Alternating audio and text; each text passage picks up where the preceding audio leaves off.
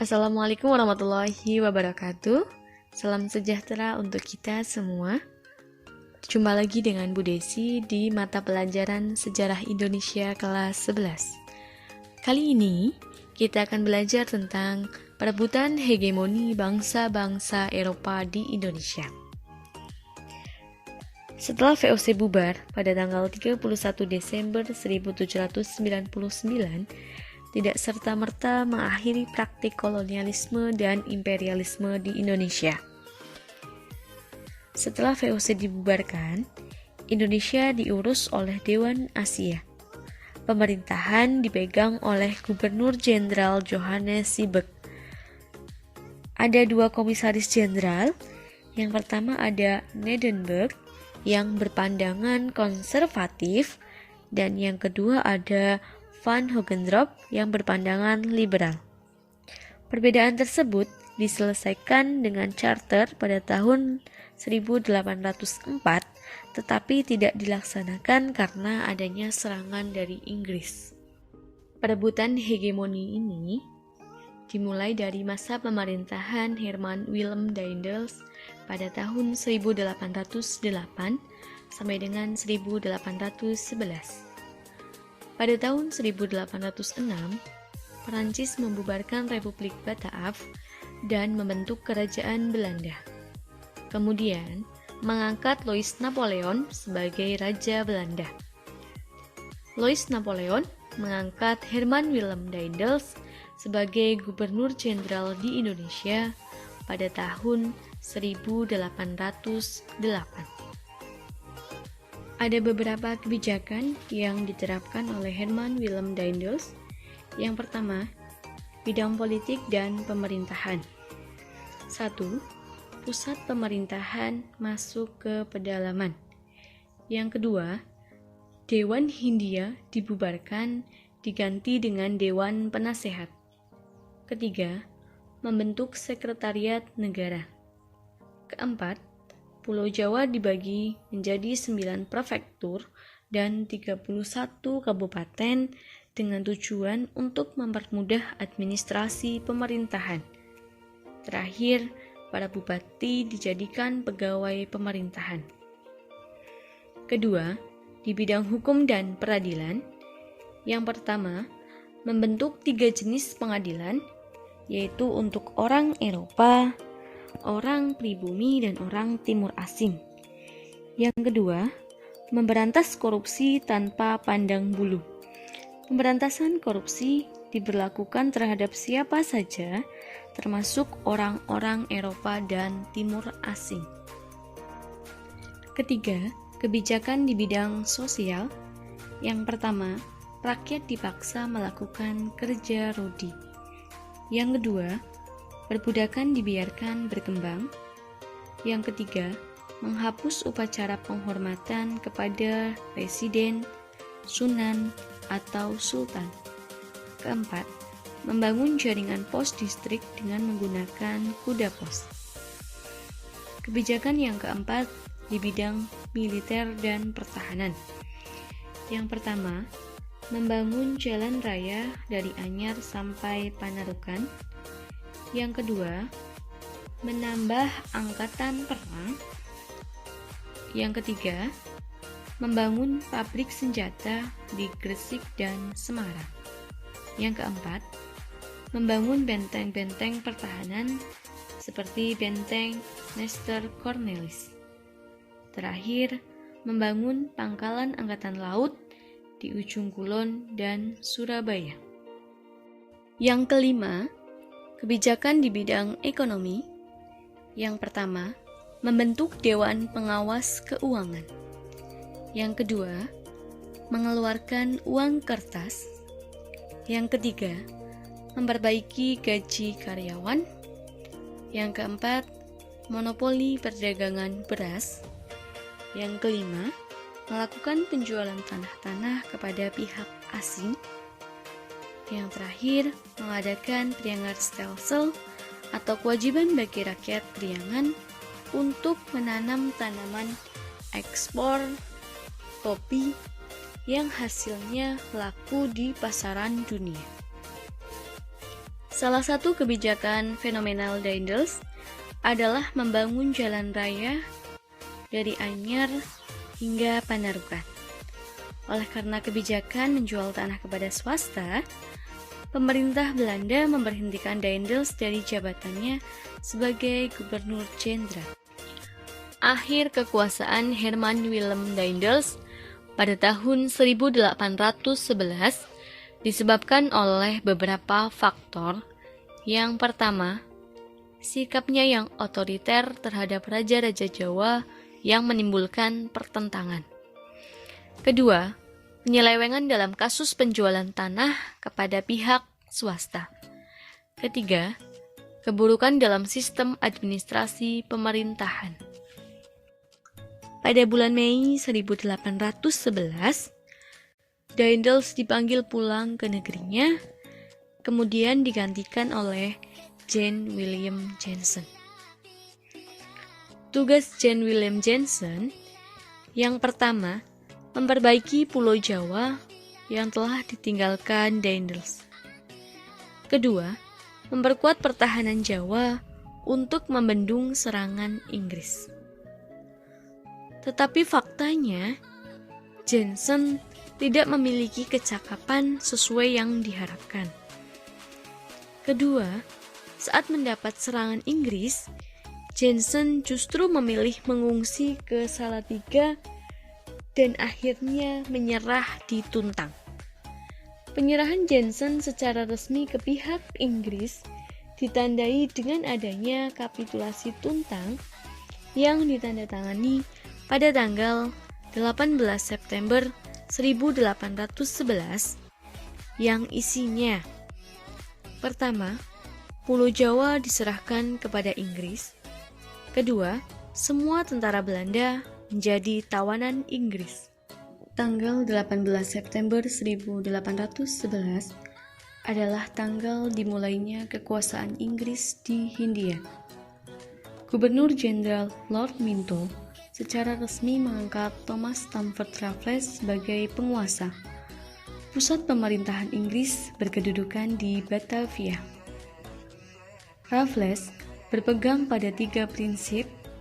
Pertama, segala bentuk kerja rodi dan penyerahan wajib dihapus, diganti penanaman bebas oleh rakyat. Kedua, peranan bupati sebagai pemungut pajak dihapuskan dan para bupati dimasukkan sebagai bagian pemerintah kolonial. Ketiga, atas dasar pandangan bahwa tanah itu milik pemerintah, maka rakyat penggarap dianggap sebagai penyewa. Ada beberapa kebijakan yang diterapkan oleh Raffles. Yang pertama, di bidang birokrasi pemerintahan. 1. Membagi Pulau Jawa menjadi 16 kerasidenan. Kedua, sistem pemerintahan kolonial bercorak barat. Ketiga, penguasa pribumi dilepas dari kedudukan. Kedua, kebijakan di bidang ekonomi. Yang pertama, kebebasan menanam tanaman ekspor. Kedua, menghapus pajak hasil bumi dan penyerahan wajib. Ketiga, pelaksanaan sistem sewa tanah atau pajak tanah atau land rent yang kemudian meletakkan dasar bagi perkembangan sistem perekonomian uang. Ada 3 kelas dalam sistem sewa tanah. Yang pertama, tanah subur, pajak setengah bruto. Kelas 2, tanah setengah subur, pajak sepertiga dari bruto. Kelas 3, tanah tandus, pajak 2/5 dari bruto. Keempat, penghapusan kerja rodi dan perbudakan. Kelima, penghapusan sistem monopoli. Keenam, peletakan desa sebagai unit administrasi penjajahan.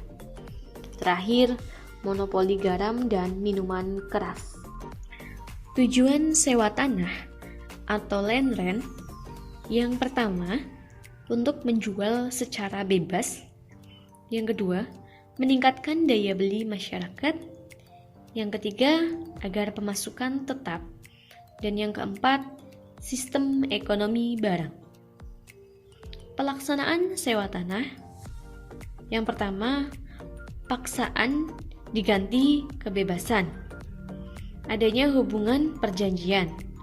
Kemudian adat istiadat dilonggarkan. Hambatan dalam pelaksanaan sewa tanah. Yang pertama, pegawai cakap terbatas. Yang kedua, pejabat sewenang-wenang. Ketiga, pajak tinggi. Keempat, belum ada pengukuran tanah. Dan yang terakhir, belum mengenal perdagangan ekspor. Selanjutnya, kebijakan di bidang hukum berorientasi pada besar kecilnya kesalahan, yaitu Court of Justice, Court of Request, dan Police of Magistrate. Keempat, kebijakan di bidang sosial. Yang pertama, menghapus kerja rodi. Yang kedua, menghapus perbudakan. Yang ketiga, penghapusan PIN bank. Kelima, kebijakan di bidang ilmu pengetahuan. Yang pertama, menulis buku yang berjudul History of Java. Kedua, merintis adanya kebun raya Bogor. Ketiga, menemukan bunga Rafflesia arnoldi. Dan yang keempat, Batavia Genootschap. Akhir kekuasaan Thomas Stamford Raffles ditandai dengan adanya Konvensi London yang berisi: pertama, Nusantara dikembalikan kepada Belanda. Kedua, jajahan Belanda tetap di tangan Inggris. Dan yang ketiga, Bangka diserahkan ke Belanda. Kesimpulan dari masa pendudukan Inggris di bawah Thomas Stamford Raffles pada tahun 1811 sampai dengan 1816. Yang pertama, saat menduduki Indonesia, Raffles berusaha menghapus feodalisme dengan mengangkat penguasa lokal sebagai pegawai pemerintah. Kedua, salah satu kebijakan Raffles dalam bidang ekonomi adalah menerapkan sistem sewa tanah untuk menggantikan sistem penyerahan wajib. Ketiga, warisan Raffles yang dapat ditemui pada masa kini adalah buku History of Java dan Kebun Raya Bogor yang dirintis oleh istri Raffles, Olivia Mariani. Masa penerapan sistem tanam paksa. Latar belakang tanam paksa. Yang pertama, kas negara kosong akibat besarnya dana yang dipakai untuk membiayai dua perang, yakni Perang Diponegoro dan Perang Kemerdekaan di Belgia. Kedua, memburuknya keadaan di tanah jajahan. Ketiga, warisan hutang VOC yang harus ditanggung oleh pemerintah Belanda. Keempat, gagasan liberal gagal. Kelima, pemasukan penanaman kopi dan uang sewa tanah atau cara-cara lain tidak banyak memberikan hasil. Aturan tanam paksa. Pertama, penduduk desa diwajibkan menyediakan 1/5 dari tanahnya. Kedua, tanah dibebaskan dari pajak. Ketiga, dilaksanakan oleh pemimpin pribumi. Keempat, apabila terjadi gagal panen, bukan menjadi tanggung jawab petani. Kelima, kelebihan hasil diberikan kepada petani. Keenam, apabila tidak mempunyai tanah, akan dipekerjakan di pabrik. Ketujuh, waktu tanam paksa tidak melebihi waktu penanaman padi. Tetapi dalam praktiknya, banyak terjadi penyimpangan. Penyimpangan yang pertama adanya paksaan perjanjian penyediaan tanah. Kedua, tanah yang digunakan lebih dari 1/5. Ketiga, waktu tanam paksa melebihi waktu penanaman padi. Keempat, buruh dijadikan sebagai tenaga paksa. Kelima, apabila terjadi gagal panen, menjadi tanggung jawab petani. Keenam, tanah dikenakan pajak. Ketujuh, kelebihan hasil tidak diberikan kepada petani.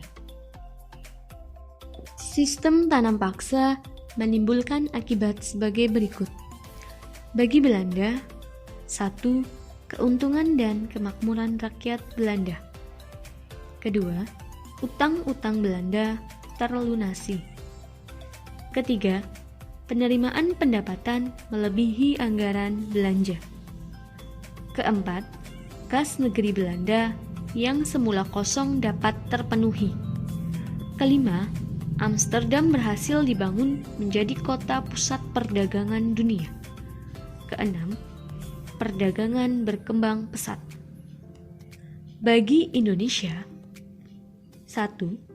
Sawah ladang menjadi terbengkalai karena rakyat diwajibkan kerja rodi yang berkepanjangan. Kedua, beban rakyat semakin berat karena harus menyerahkan sebagian tanah dan hasil panennya, membayar pajak, dan menanggung risiko apabila gagal panen. Ketiga, akibat bermacam-macam beban menimbulkan tekanan fisik dan mental yang berkepanjangan. Keempat, meningkatnya kemiskinan yang semakin berat. Kelima, timbulnya kelaparan dan wabah penyakit di mana-mana sehingga angka kematian meningkat tajam. Reaksi.